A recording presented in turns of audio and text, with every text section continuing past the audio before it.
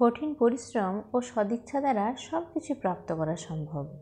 কঠিন পরিশ্রম হলো সফলতার চাবি, যা ভাগ্যের দরজা খুলে দেয়। সদিচ্ছা, পরিশ্রম, ধৈর্য আমাদেরকে সফলতার পথে এগিয়ে দেয়। কিন্তু অনেক সময় এই সব কিছু থাকা সত্ত্বেও কিন্তু আমরা সফলতা অর্জন করতে পারি না। কিন্তু কেন? মনের জোর না রাখার জন্য, হিম্মত না রাখার জন্য, বা অনেক সময় হিম্মত থাকা সত্ত্বেও কিন্তু ধৈর্যের অভাবে আমরা পিছিয়ে পড়ি। এমনকি মনের মধ্যে নেতিবাচক চিন্তা, সন্দিগ্ধ মন আমাদেরকে এগিয়ে যাওয়ার পথে বাধা দেয়। কোনো কাজ পারবো নাকি পারবো না, হয়তো পারবো, নয়তো পারবো না।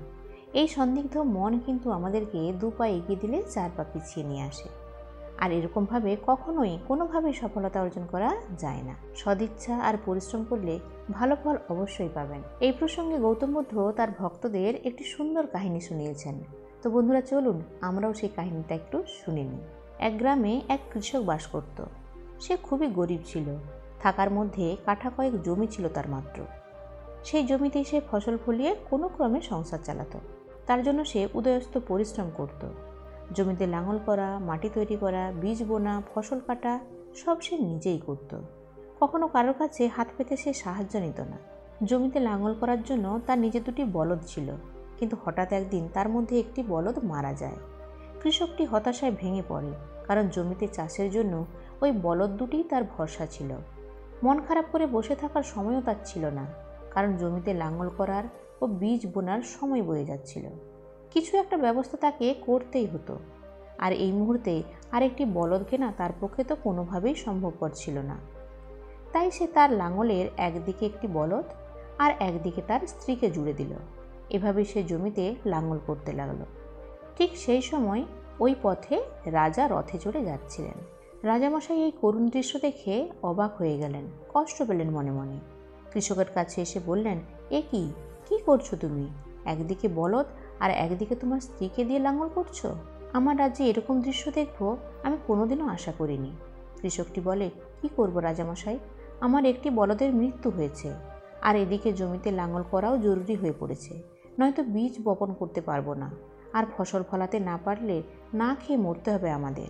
তাই এই মুহূর্তে নিজের স্ত্রীকে কাজে লাগানো ছাড়া আমার আর কোনো উপায় ছিল না। সব শুনে রাজামশাই বললেন, ঠিক আছে, আমি তোমার কাজে সাহায্য করব। তোমার হালের একদিক আমি কাঁধে তুলে নেব, আর তোমাকে তোমার কাজে সাহায্য করব। তোমার স্ত্রীকে এটা করতে হবে না, তাকে বরং রাজমহলে পাঠাও, যাতে সে রানীর কাছ থেকে একটি বলদ নিয়ে আসতে পারে। যতক্ষণ পর্যন্ত না তোমার স্ত্রী বলদ নিয়ে আসে, ততক্ষণ পর্যন্ত আমি তোমার লাঙলে সাহায্য করব। কৃষকটি লজ্জায় মাথা নত করে বসে পড়ে রাজামশাইয়ের পায়ের কাছে আর বলে, এ আপনি কি বলছেন রাজামশাই? এবার হয় নাকি? এ অন্যায়, এ পাপ আমি কিছুতেই করতে পারবো না, আপনাকে অপমান করতে পারবো না। রাজামশাই বলেন, কেন সম্ভব নয়? তোমার স্ত্রী যদি পারে, তাহলে আমি নয় কেন? তোমার মতো সৎ পরিশ্রমী মানুষের উপকারে আসতে পারলে আমার জীবন ধন্য হয়ে যাবে। বলেই তিনি হাল নিজের কাঁধে তুলে নিলেন। কৃষকের স্ত্রী একটু দ্বিধাগ্রস্ত ছিল যে রানীমা আদৌ বলদ দেবেন কিনা। রাজামশাই বুঝতে পেরে বললেন, তুমি নির্দ্বিধায় যাও।